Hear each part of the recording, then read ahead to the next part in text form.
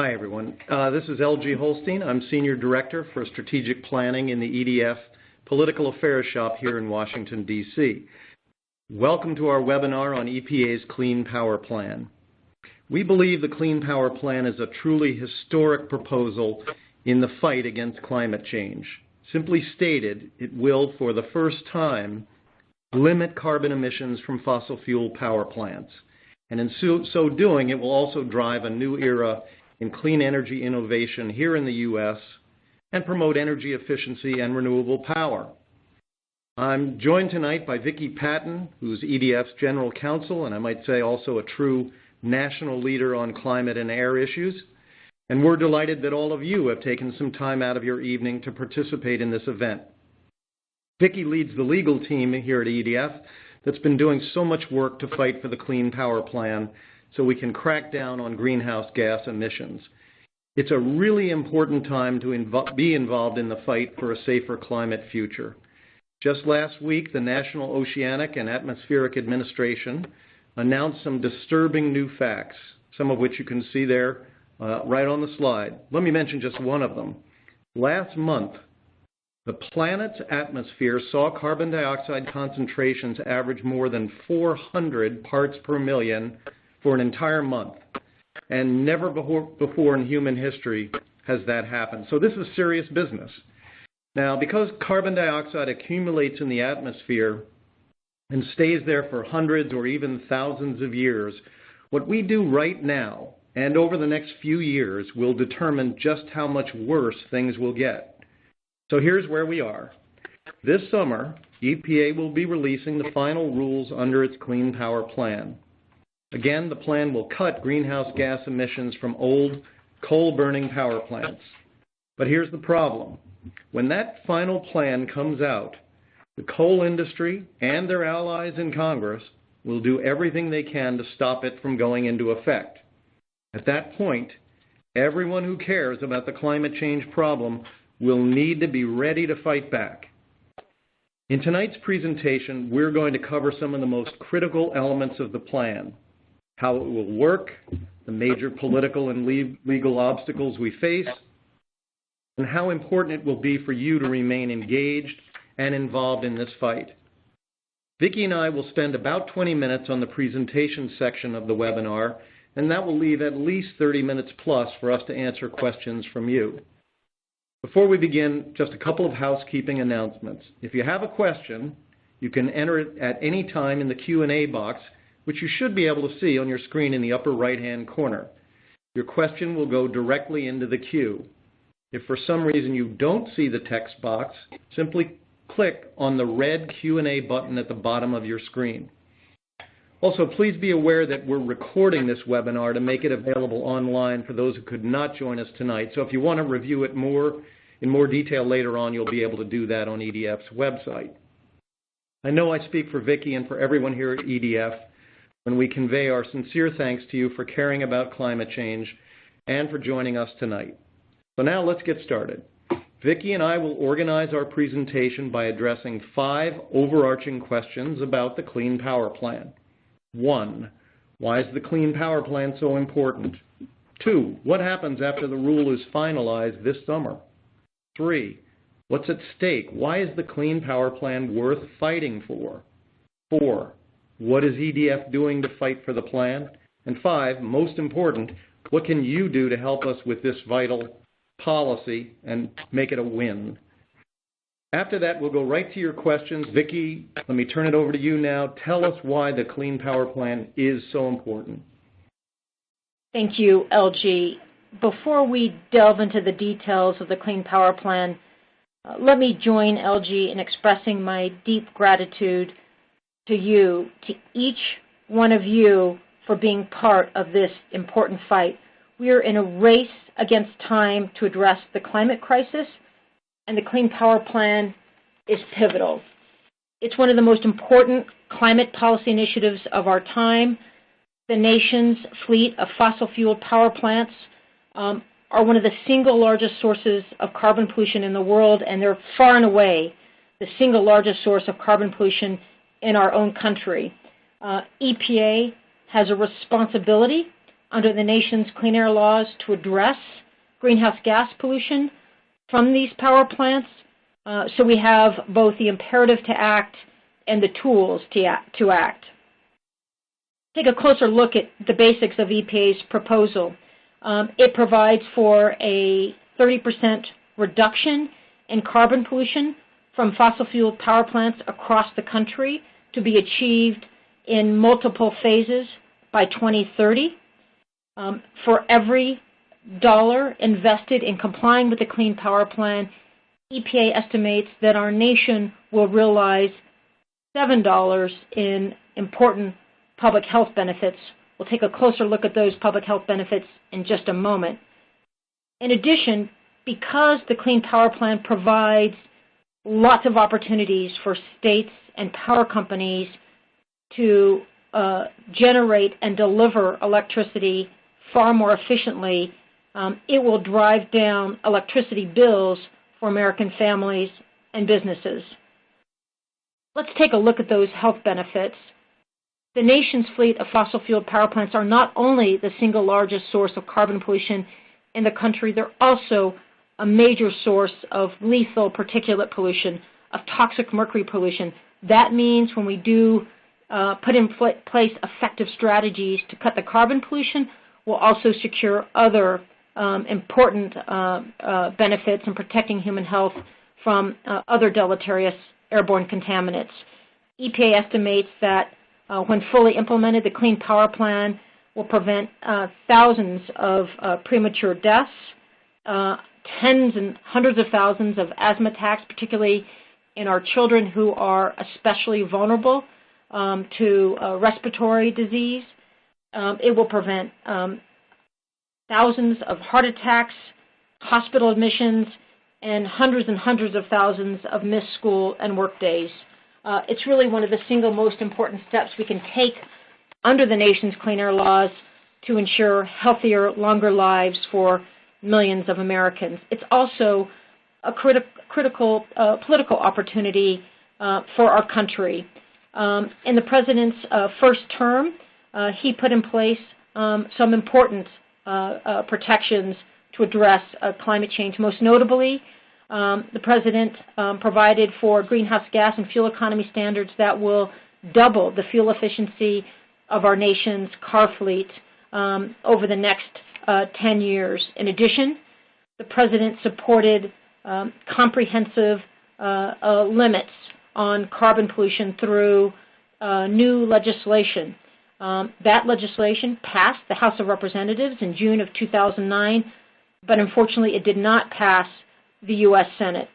In the face of that missed opportunity, the president took up again providing climate leadership in his second term.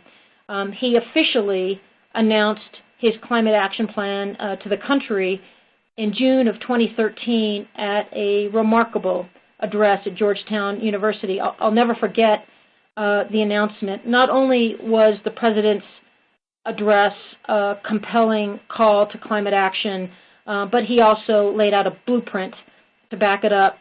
It was a scorching day. The president was sweating, but his words really stirred the nation and stirred the world. LG, you were there. EDF's president, Fred Krupp, was there. It was a historic day. It sure was, Vicki. I know you were there too, and in fact, I think Fred met privately with the president immediately before the announcement. And yes, it was a really hot day, even for Washington. We were all dressed up and baking in the sun along with the rest of the crowd, which was, as I recall, mostly Georgetown University students. And when the president came out, the first thing he did was to take off his suit jacket, thank God, so then the rest of us could too. But it was a truly memorable day, not just because of the heat, but as you noted, because the president spoke so passionately about the need to tackle climate change. And he spoke to the crowd, I think, not just as a president, but also as a father, thinking about what kind of world we're going to leave for future generations. And he backed up that commitment with just continued action. In his 2014 State of the Union address, the president was really visionary in further underscoring his own strong commitment to climate action and really kind of forged the foundation for the Clean Power Plan. Just a few weeks later, EPA Administrator Gina McCarthy joined EDF members in a teletown hall. We had, I think, over 70,000 members participate in that discussion with Gina McCarthy. And then last June, just almost exactly a year after the President announced his climate action plan, he made good on the centerpiece of that blueprint by formally proposing the Clean Power Plan, historic limits on carbon pollution from new and existing fossil fuel power plants. Soon after the proposal, EPA began receiving public comment. EDF members and activists have provided nearly 1 million comments to EPA in strong support of these important carbon limits on the pollution from the nation's power plants. Now we're waiting for EPA to release its final clean air standards. We anticipate the standards will be finalized later this summer. And then the question will be kind of what next? There's just an enormous amount of work still to come once the Clean Power Plan is finalized. Of course, there will be just an important political battle and lots of interests, fossil fuel interests, coal interests, who will be seeking to block and derail the Clean Power Plan. And LG will have you kind of provide a look at some of those challenges.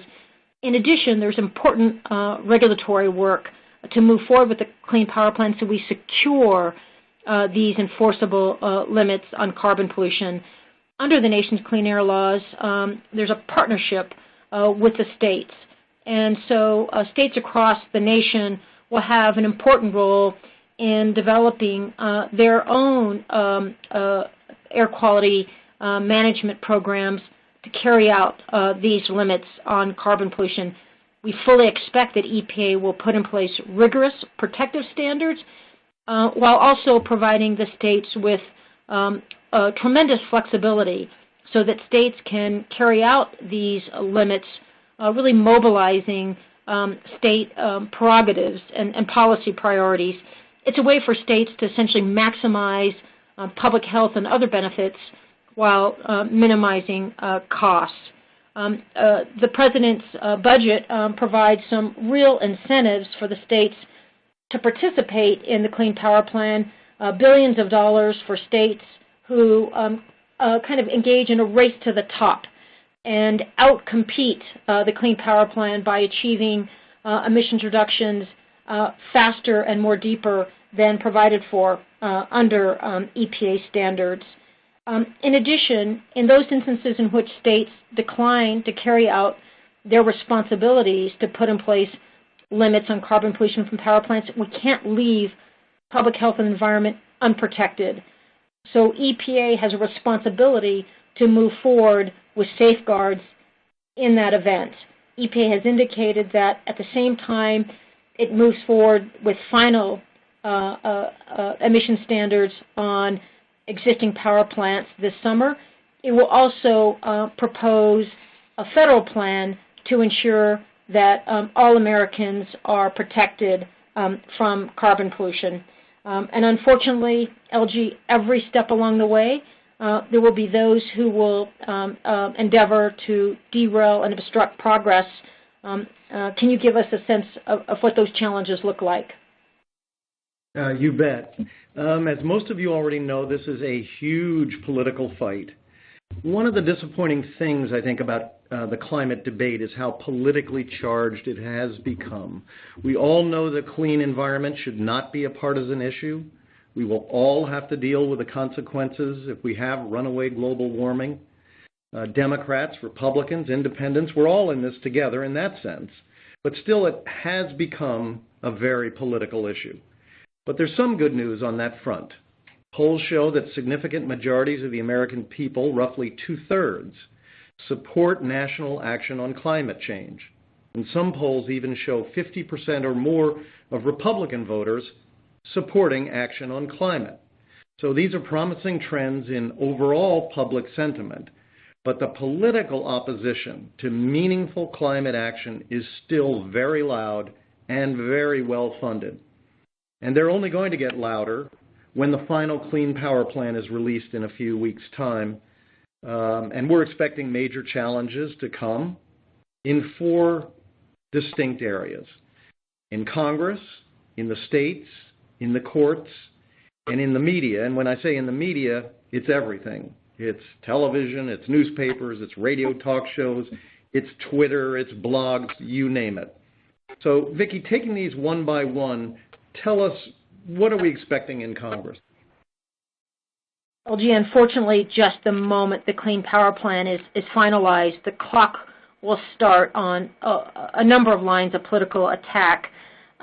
Indeed, we've already seen efforts to constrain EPA's ability to fund its work under the Clean Power Plan, efforts led by the Senate Majority Leader Mitch McConnell to call for states to opt out of the Clean Power Plan and to enact legislation that would allow states just to kind of walk away from their responsibilities to implement these protections. There are a number of other tools and that are deployed to try to block these kinds of protective pieces of regulation. One is a law called the Congressional Review Act, which enables the Congress to overturn a regulation based on a simple majority vote of both houses of Congress. While we hope that the President would veto any such damaging legislation, there will almost certainly be a vigorous and polarizing debate that is kicked into motion by a Congressional Review Act disapproval resolution in the aftermath of EPA's hard work to finalize the Clean Power Plan. And you can bet, LG, that there will be forces, lobbyists in the fossil fuel industry that will work with members of Congress to try to add appropriations riders onto must-pass legislation, and to try to put our country in a bind where we're faced with the choice of either a shutdown in the government due to appropriations that has damaging riders attached to it, or moving forward with really harmful legislation. These are the kinds of deeply polarizing and difficult legislative challenges that are most certainly we're going to confront imminently.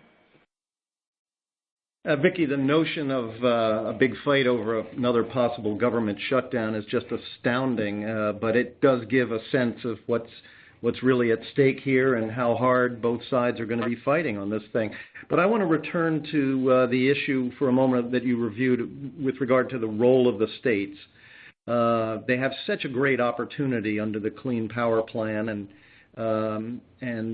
I think that's going to be expanded upon when the plan goes final this summer.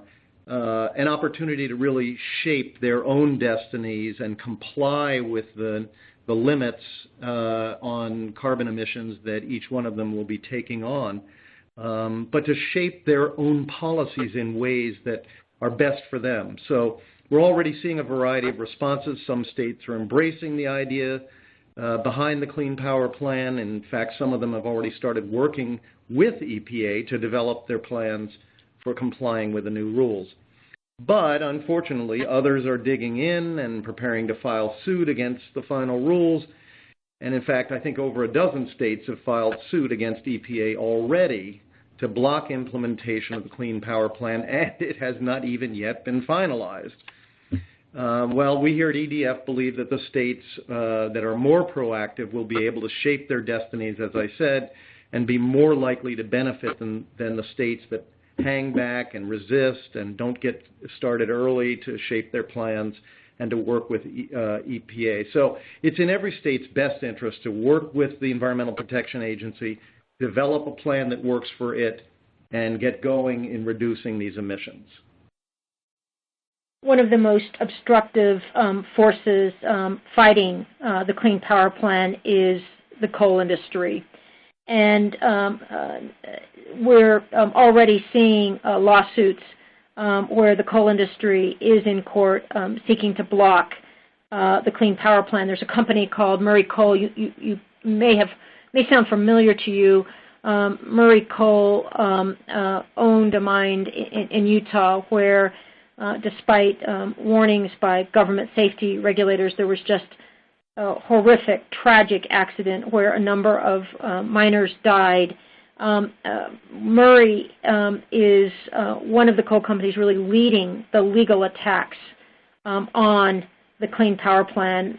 I was in Washington, D.C. in April with a number of allies already in court where we are working to try to defend the Clean Power Plan against these premature suite of legal attacks. There will be more. There will be twists and turns. The legal challenges to the Clean Power Plan may very well make their way to the Supreme Court. And we at EDF, with our allies, will be there every step of the way, working as diligently as we can to defend the Clean Power Plan against this onslaught of legal attacks. And of course, as we've discussed, we're going to see sophisticated, well-funded, and more relentless attacks in the media, again, all the way from the traditional mainstream media all the way to social networks and the blogosphere, et cetera. But to give you folks a sense of how this might play out, you all may recall the last time there was a major global climate negotiation. It was in Copenhagen in late 2009. Several weeks before that conference began, there was an email hacking scandal in which emails from prominent climate scientists were selectively leaked to the media, and they were taken way out of context. The people who did the hacking and the leaking suggested that these emails somehow showed that climate scientists didn't really believe their own science or didn't really believe that the nations of the world should take action to limit greenhouse gas emissions. It was crazy. It was wrong. It was really unfair, and if I might say so, it was dirty politics. But it did stir an avalanche of confusion. It did give a burst of momentum to climate action opponents just as the international negotiations were getting underway. The timing of that scandal was no accident. And we've seen many other similarly sophisticated lines of attack every time we've gotten close to making meaningful progress in our efforts to limit climate pollution. Not all the critics are so sophisticated. One of them, the Heartland Institute, is one of the loudest and most extreme voices in the climate denier gang, and they've compared climate activists like us to the Unabomber. We can expect more of that same kind of really out there kinds of accusations. But that's just an overview of some of the political, legal, and communications challenges we're likely to see the moment the final Clean Power Plan is published. Before we go on to the next topic, let me pause and remind you all that if you do have a question for Vicki or me, go ahead and enter it at any time in the Q&A box, which you should see right up there in the upper right-hand corner of your screen. We're going to go to your questions very soon. So again, if you don't see that text box, simply click the red Q&A button at the bottom of your screen. Okay, we already have several questions queued up. We're going to get to them in just a moment. Vicki and I wanted to close this presentation portion of the webinar by exploring why the Clean Power Plan is so important, why is it worth fighting for, and what can we all do together to win the political and legal battles ahead? Vicki? LG, our nation has no limits on the carbon pollution from fossil fuel power plants, the single largest source of carbon pollution in our country. This is one of the single most important steps our nation can take to address climate pollution in our country. It's also one of the most dynamic moments in the power sector in our lives. Right now, there's a convergence of new technologies, cleaner technologies that are at the cusp of outcompeting fossil fuels. There are entrepreneurs who are helping to unleash a smarter grid so we can tap the full potential of energy efficiency and drive those kinds of clean energy solutions to scale, while we take greater control of electricity in our own lives. If we can add a carbon signal at this dynamic moment, we can unleash the innovation that is so critical to make this pivot from this aging, inefficient, high-emitting electricity infrastructure to the clean energy infrastructure that can deliver climate security and a steady flow of electricity for the future. We had also a real opportunity not only to deliver cleaner energy in our own country, but to help catalyze global action to address climate change worldwide. Last fall, President Obama and the President of China forged a historic bilateral agreement to reduce greenhouse gas emissions from the power sectors of both countries. These are the two largest emitters of greenhouse gases in the world, agreeing to take action to address climate pollution. And this is all happening in the run-up to international leaders meeting in Paris at the end of this year, when U.S. leadership from bilateral leadership with China can help further propel global action in addressing the climate crisis. Thanks, Vicki. I think that then brings us to the question of, what is EDF doing, and what can all you loyal EDF supporters do to help us win? This is so important. We have what we call a 360-degree strategy to fight back in each of the areas where climate action opponents will come after this plan. In Congress, this means holding our elected officials accountable, but we also need to support our allies, people like Senator Sheldon Whitehouse of Rhode Island, who just last week on the Senate floor delivered his 100th floor speech urging his colleagues to support action on climate. We also need to continue to educate Republicans and moderate Democrats in both houses of Congress about the importance of this plan and what it will mean not just for our environment, but also for putting Americans to work building the 21st century clean energy infrastructure that Vicki was describing. We'll also be active in the states with public advocacy to rally political support, but also behind the scenes, providing technical advice to the states on how to achieve emission reductions most efficiently. In the courts, Vicki and her legal team of experts are the best in the business. They'll remain fully engaged in mounting legal defenses of the plan, filing briefs, providing our best legal strategies every step of the way. In the court of public opinion, this is an area where all of you folks can be very helpful, in fact, indispensable. In these fights, our opponents in the climate denial industry are very effective in sustaining a steady beat of opposition over a long period of time. All of us who care about this issue must remain just as engaged. Every email, every action alert, every request to tweet out an important message, or share our content over Facebook, even writing letters to the editor. These are critically important ways we can echo our message and sustain our momentum. It will be an exciting ride, but also a bumpy one. We're going to need you folks with us like never before, starting now and running for the next year or more as we work to defend and implement the Clean Power Plan. That's the linchpin of our efforts to turn the corner to a safer climate future. I know we can win this one if we have your help and support, and we can't do it without you. So thanks. Let's turn now and see what questions you may have and see if Vicki and I can tackle them. All right.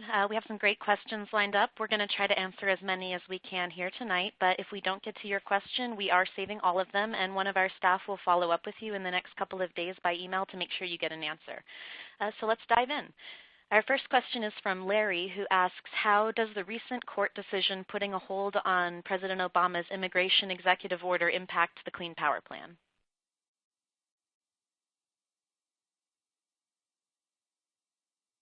Hi, Larry.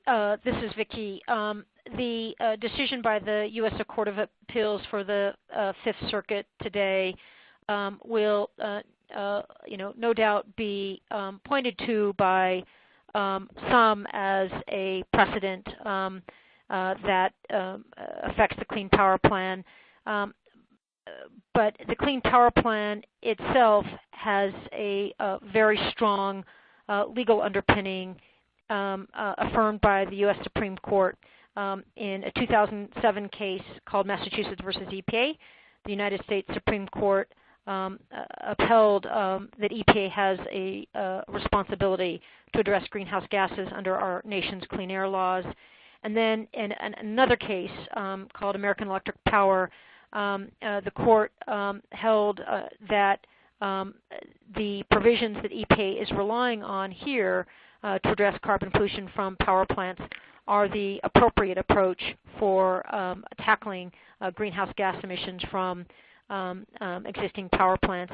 And then finally, in June of 2014, a third opinion by the Supreme Court yet again affirmed EPA's responsibility and authority to address greenhouse gas emissions under our nation's clean air laws. So there's a lot of strong precedent, no doubt. There will be lots of legal wrangling, but the decision today by the Fifth Circuit doesn't alter the solid legal foundation supporting EPA's action.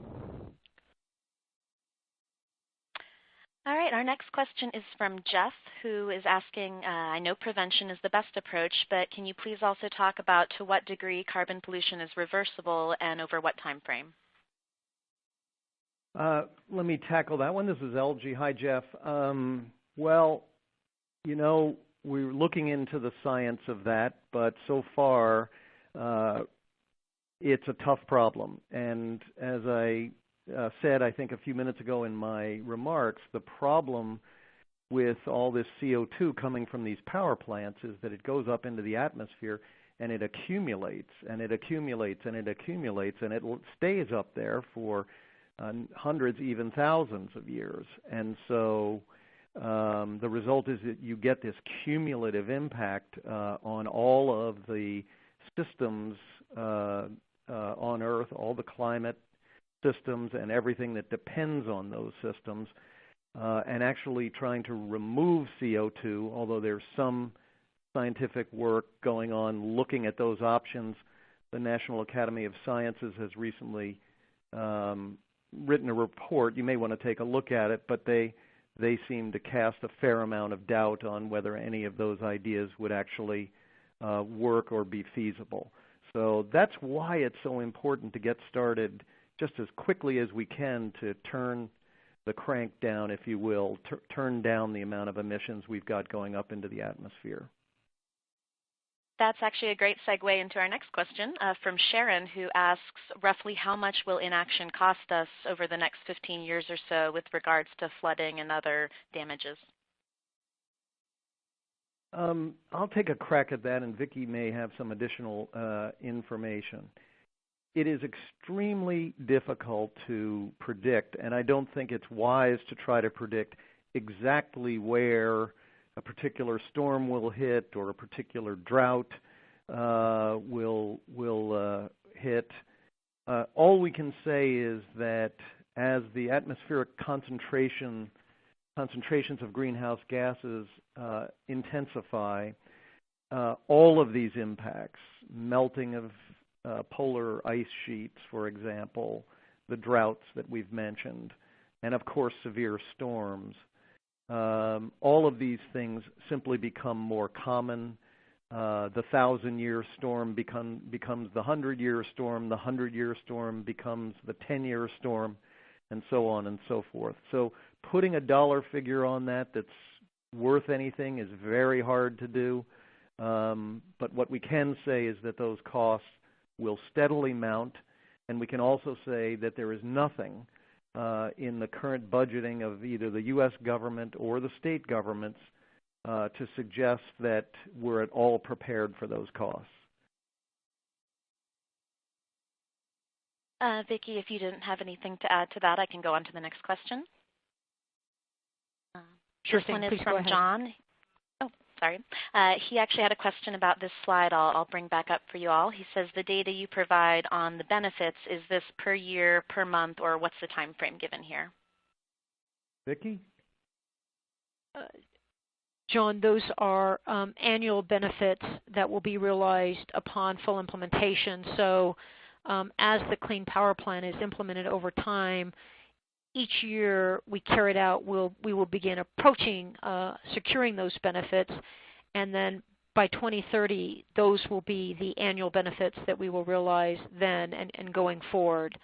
In addition, just as I think Sharon's question highlighted, there are also, very serious, public health consequences of inaction. Very serious impacts of extreme weather events that cost lives, the ways in which a warming planet leads to more harmful pollution and more serious health effects all take us in the wrong direction, and conversely, the Clean Power Plan is a way to turn the corner and begin securing kind of a positive feedback loop in which we're reducing carbon pollution, reducing other deleterious airborne contaminants, delivering cleaner, healthier air. Great. I'm going to pair up two questions that are very related here. We have one from William who says, I've read that the NEI believes that the Clean Power Plan as currently written disincentivizes the building of nuclear reactors. We need all clean power sources available, including nuclear, to replace fossil fuel-based energy.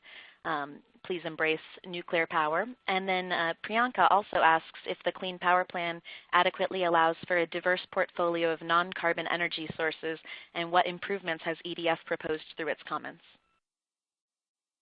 Let me take a crack at least at the first one, and Emily, you may have to repeat the last part of the second one, but the NEI, folks, is the Nuclear Energy Institute. And I'm not, Vicki, you'll correct me if I'm wrong, but I'm not so sure that they are opposed to the Clean Power Plan. Or certainly not to the effort to reduce greenhouse gas emissions.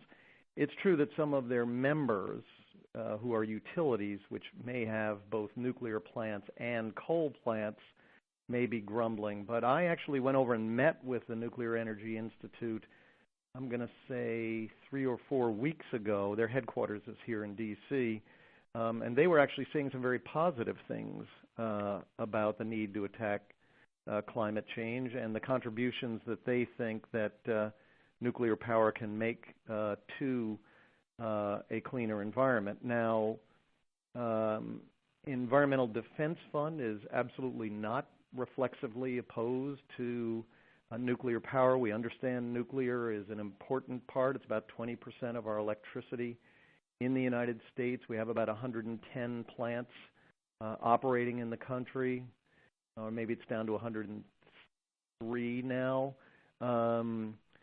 And we also understand that the license extensions that many of these plants are seeking and getting from the Nuclear Regulatory Commission are going to be extended, and we have not opposed that as long as they continue to meet the highest safety standards possible.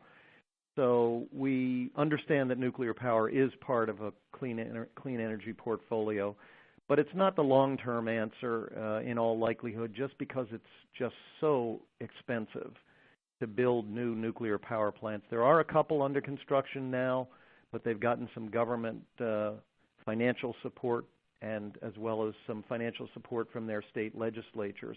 It's real hard for those plants to compete on their own. Emily, do you want to repeat that second part? Sure. LG, thank you for that. I can take the second part of Bianca's question. Great. Yeah, Bianca, the Clean Power Plan establishes an emissions performance standard for each state that is derived from assumptions about cost-effective, available mitigation, taking kind of the state's energy infrastructure as it exists today and then deploying that cost-effective, available mitigation.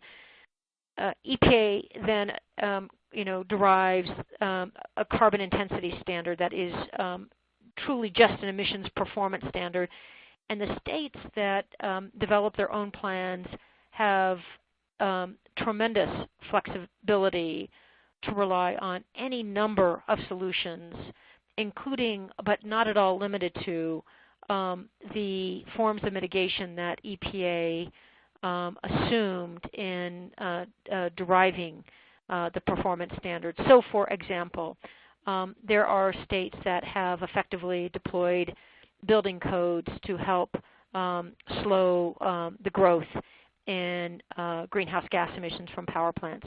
Those are not part of what EPA relied on in deriving its own targets, but it's something that states most certainly could rely on. Lots of ways to use a smarter grid that are innovative and cutting edge, and that where technology continues to create all sorts of new possibilities. Again, EPA didn't include those assumptions in its own analysis, but a state could readily rely on that and any number of other solutions that will mitigate greenhouse gas emissions from the power sector as part of its own blueprint.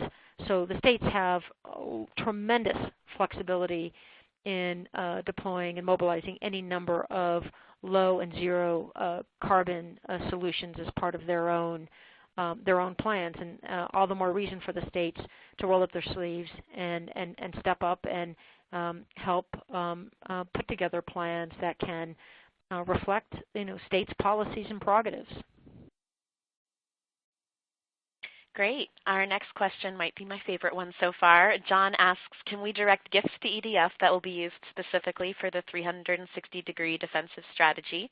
I did not introduce myself earlier, but this is Emily. I send you a lot of emails you probably get, and you will be getting some from me soon. On June 15th, we're kicking off our big summer match campaign. You might be seeing something from us in the mail as well. So please give to the summer match campaign. Donations will be matched $2 for $1, and that is the best way to support this plan, as well as all of our other work. The next question is probably best for Vicki. It's from John and asks, what's your assessment of the strength of Lawrence Tribe and other legal arguments regarding the legality of the Clean Power Plan? There's been a lot written, John, about Lawrence Tribe's role on behalf of Peabody, a coal company, in attacking the Clean Power Plan, both publicly and in the courts. There are a couple things I would recommend taking a closer look at in that regard. One, there was a colloquy between Lawrence Tribe and two of the leading experts in environmental law, the people who study and focus on environmental law at Harvard, a woman named Jody Freeman and a professor named Richard Lazarus. And the colloquy took place on Harvard Law Today. So if you look on the Harvard Law website, you will see this exchange. And I think you will come away with a sense that there's a lot of rhetoric in Lawrence Tribe's attack on the Clean Power Plan on behalf of his client, Peabody Energy, but not the substance that one would expect from a leading scholar. There's a whole it's a series that is really important part of the debate at this historic moment.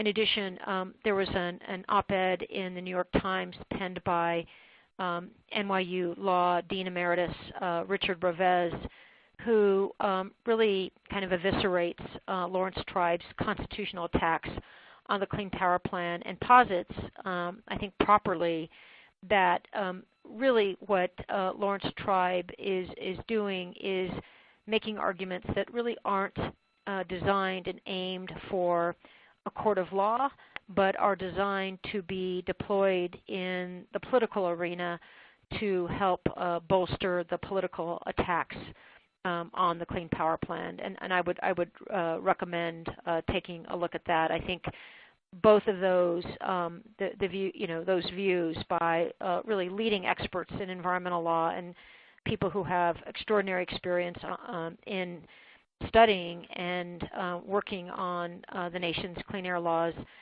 I think they reflect I think the proper view of Tribe's constitutional attacks, that they're really about political rhetoric. They're not about serious legal arguments aimed at a court of law.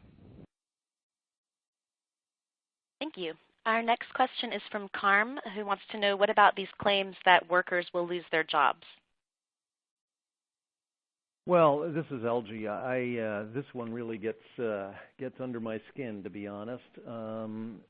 There will be, in all likelihood, some job loss in some of these old coal-fired plants if the utilities decide to close them.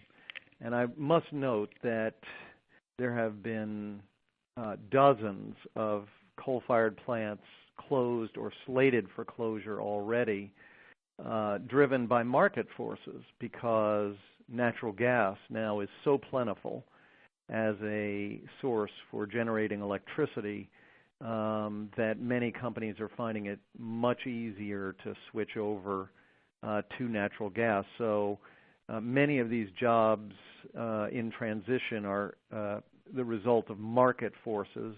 And yes, the Clean Power Plan will contribute to that. But at the same time, we are seeing a revolution in clean energy development in the United States.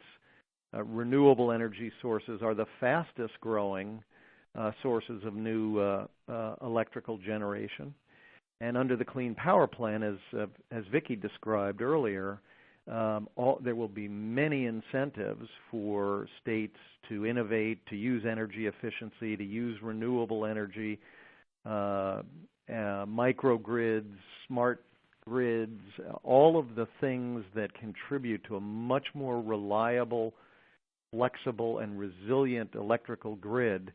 And in that sense, there are going to be numerous opportunities for workers to find jobs, as they already have been in so many of these new clean energy industries. I would just add that in my own home state of Colorado, a coalition of diverse interests came together a few years ago to transition some of our aging, high-emitting coal-fired power plants that have contributed to serious air pollution problems here in the Colorado Front Range.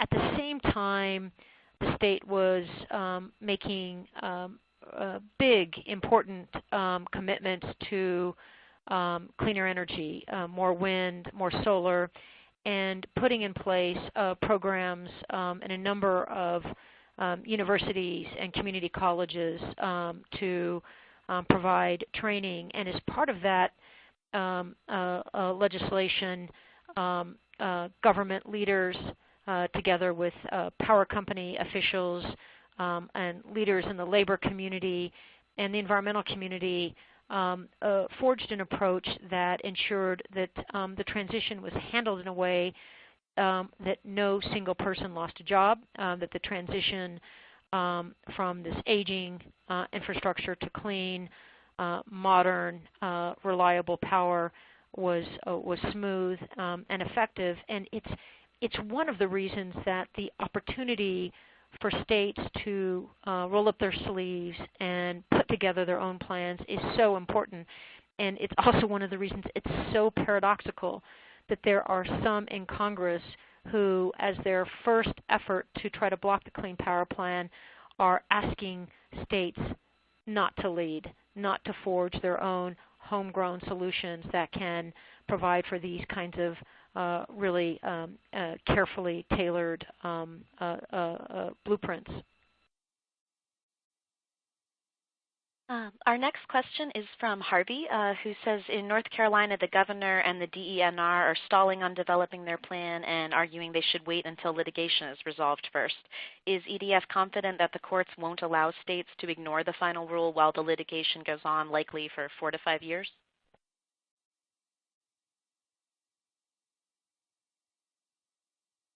There will be some efforts to try to block the Clean Power Plan in the courts right out of the gate. We've seen that in a number of instances. There will be EDF and many others who will argue that that makes no sense and that these clean air measures should remain in effect even while the battle continues in the courts.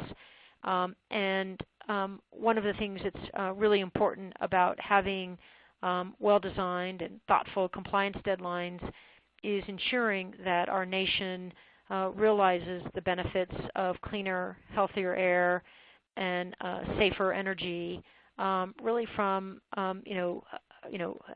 early on, and that we don't put these vital safeguards on hold while various forces seek to obstruct clean air progress in the courts. Great. Our next question from Terry asks when we can expect to see a carbon tax enacted. Well, let me take a shot at that tough one. It's really hard to predict what Congress is going to do. They've been pretty allergic to the word tax in general, but there are people who are looking for ways to put a price on carbon, usually through a carbon tax. And the most talked about strategy for doing this particular approach is to work out some big deal in which corporate taxes would be lowered and the cost of doing that to the Treasury would be offset by imposing a carbon tax. So there are some folks who are exploring bipartisan opportunities to pursue that kind of thing. I think it'll be a tough thing to do, particularly with the presidential races coming up or even underway already, I guess.